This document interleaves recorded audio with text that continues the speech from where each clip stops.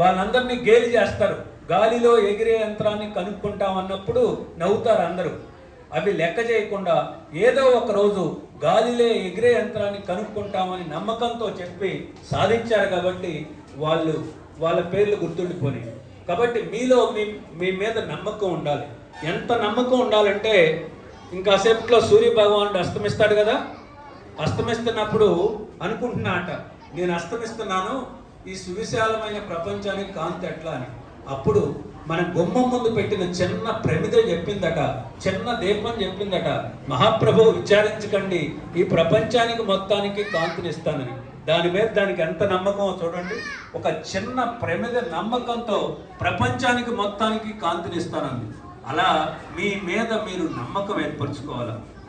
ఆ ప్రమిదికి తన మీద తనకు ఎంత నమ్మకం ఉన్నదో అటువంటి నమ్మకాన్ని మీరు ఏర్పరచుకున్న రోజున మీరు అనుకున్నది సాధిస్తారు. కాబట్టి మొట్టమొదటిగా మీరు ఏర్పరచుకోవాల్సింది మీ మీద మీకు నమ్మకం. అందువల్ల అందరూ తెలియగల వాళ్ళే, ఇక్కడ తెలివి తక్కువ వాళ్ళు ఎవరూ లేరు. మరి నాకు మీ ముఖాలు చూస్తూ ఉంటే ఒక శ్లోకం కూడా గుర్తొస్తుంది. మీ హ్యాపీ ఫేసెస్ చూస్తుంటే అదేంటంటే, అమంత్రం అక్షరం నాస్తి మూలం అనౌషధం అయోగ్య పురుషో నాస్తి యోజకాస్తత్ర దుర్లభ. అంటే అర్థం ఏమిటి? అమంత్రం అక్షరం నాస్తి, పవిత్రమైన మంత్రాన్ని తయారు చేయటానికి పనికిరాని అక్షరం లేదట. వర్ణమాలలో ఉన్న ప్రతి అక్షరము కూడా మంత్రాన్ని తయారు చేయడానికి ఉపయోగపడుతుందట.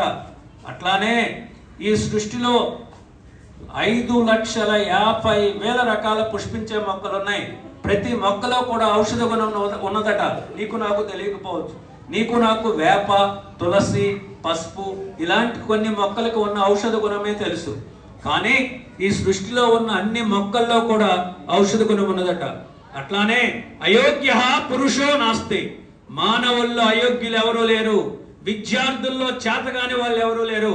ప్రతి విద్యార్థిలో కూడా అమోఘమైన తెలివితేటలు, అపారమైన శక్తియుక్తులు, విశేషమైన ప్రజ్ఞాపాఠవాలు ఉంటాయి. మీరు రాబోయే రోజుల్లో అద్భుతాలు చేయగలిగినటువంటి శక్తి ఉన్నవాళ్ళు, సత్తా ఉన్నవాళ్ళు.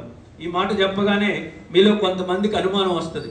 మరి ప్రతి విద్యార్థికి 100కి 100 మార్కులు రావాలిగా సార్, కొంతమంది ఫెయిల్ అవుతున్నారు, అందరూ తెలియగల వాళ్ళు అయితే ఫెయిల్ అవటం ఏమిటి అని అనుమానం వస్తుంది.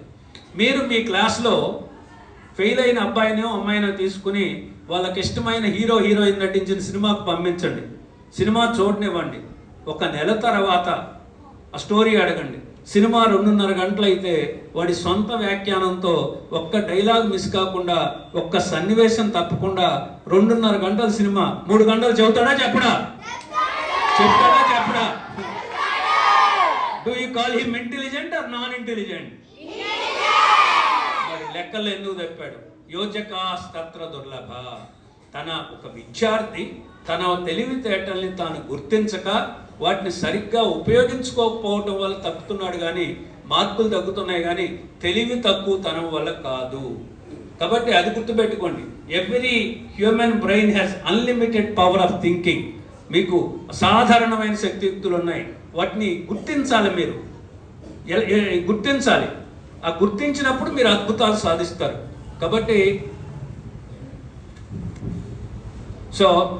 అందువల్ల మనం అది ఒకటి గుర్తుపెట్టుకోవాలి. రైట్. నెక్స్ట్ పాయింట్ తర్వాత మొట్టమొదటి ఇప్పుడు మీరు సెల్ఫ్ కాన్ఫిడెన్స్ మొట్టమొదటి ఏం చెప్పి డెవలప్ చేసుకున్నారు? మొట్టమొదట ముందు లక్ష్యాన్ని సెట్ చేసుకున్నారు. అవునా? అందరు విద్యార్థులు కూడా లక్ష్యాన్ని సెట్ చేసుకున్నారు. తర్వాత ఆ లక్ష్యాన్ని సాధించడానికి ఏం కావాలనుకున్నారు? నమ్మకం. What we call it? Confidence. తర్వాత ఏం కావాలంటే పాజిటివ్ థింకింగ్. తర్వాత ఏం కావాలి? Positive thinking. ఎప్పుడూ కూడా మీరేమైతే అనుకున్నారో అది సాధించగలను అనే ఆలోచన పరంపరని అభివృద్ధి చేసుకోండి. అంటే ఉదాహరణకి ఇప్పుడు నేను ర్యాంకు సాధించాలనుకుంటున్నా, సాధించగలను అని ఆలోచన చేయండి. ఏ man is what is mind is, A mind is what he thinks. When you think positively, you can integrate massive amounts of information effortlessly. మనిషి అంటే ఎవరు? అతని మైండ్ ఎవరు చూడాల? మైండ్ అంటే ఆలోచనల సమాహారం. ఆలోచనలు సాధించగలను అనే రూపంలో ఉంటే, సాధిస్తాననే రూపంలో ఉంటే, సకారాత్మకంగా ఉంటే మీరు అద్భుతాలు సృష్టించగలరు.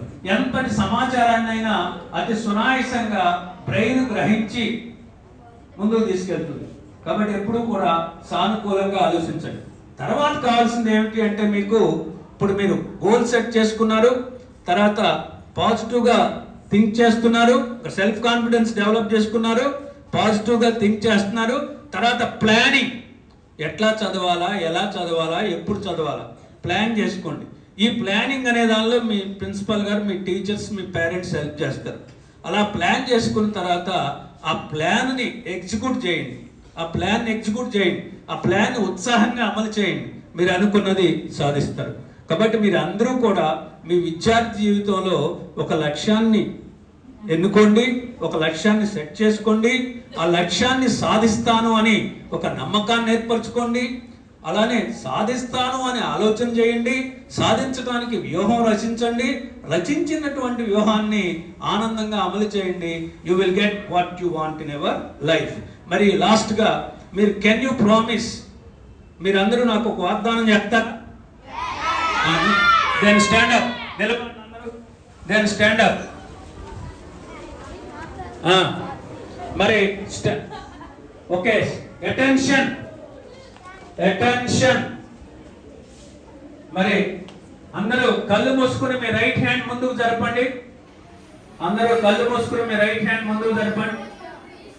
రైట్.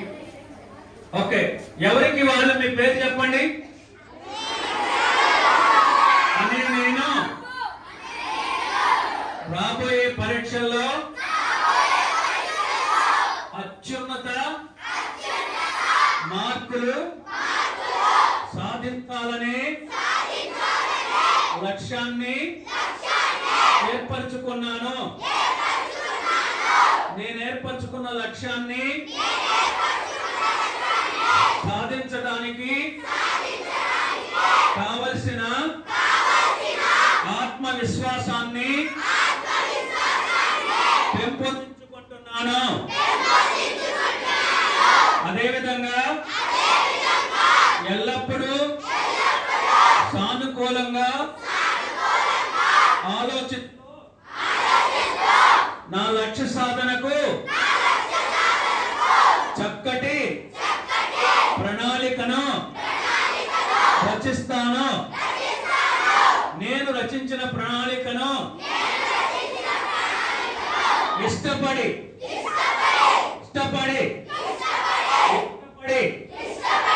ఆనందంగా, సంతోషంగా, ఉత్సాహంగా, హుషారుగా అమలు చేస్తాను.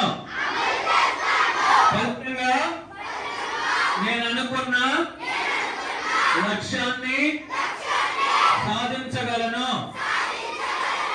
ఇది మా ప్రిన్సిపాల్ గారికి, మా ఉపాధ్యాయులకు, ఇతర పెద్దలకు చేస్తున్న వాగ్దానము. మరి ఇంతమందికి ప్రామిస్ చేశారు, మీ ప్రామిస్ అమలు చేస్తారా? రాబోయే రోజుల్లో మీలో కొంతమంది కలెక్టర్స్ అవుతారు, ఐపీఎస్ ఆఫీసర్లు అవుతారు, ఇంజనీర్స్ అవుతారు, డాక్టర్స్ అవుతారు. కాబట్టి మీరు ఈ రకమైనటువంటి దాన్ని ముందుకి కొనసాగించండి. మరి చివరిగా మరి మా కార్యక్రమానికి మరి ఇక్కడ అనుమతించి మాకు అవకాశం ఇచ్చినటువంటి మోహన్ రెడ్డి గారికి మరి ధన్యవాదాలు చెప్తూ I wishing you all success. God bless you.